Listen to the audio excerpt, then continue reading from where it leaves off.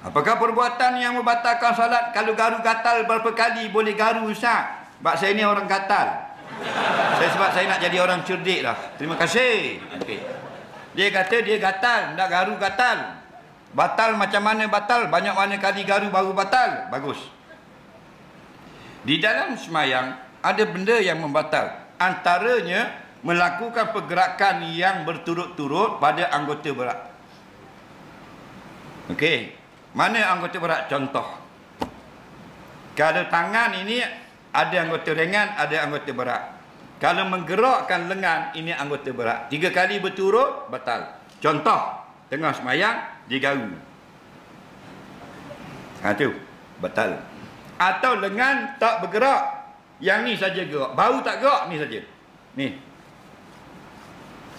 Ni tak gerak, batal. Atau tapak tangan saja, 3 kali, batal. Contoh, digeruk gini, ni. Batal. Yang tak batal, jari. Kerana jari ulama kata anggota ringan. Jadi, dia gatal. Dia pun angkat tangan, dia buat dengan jari. Walaupun 5 kali. Atau seminggu lebih. Tak batal. Contohlah contoh. Tak batal. Pasal anggota ringan.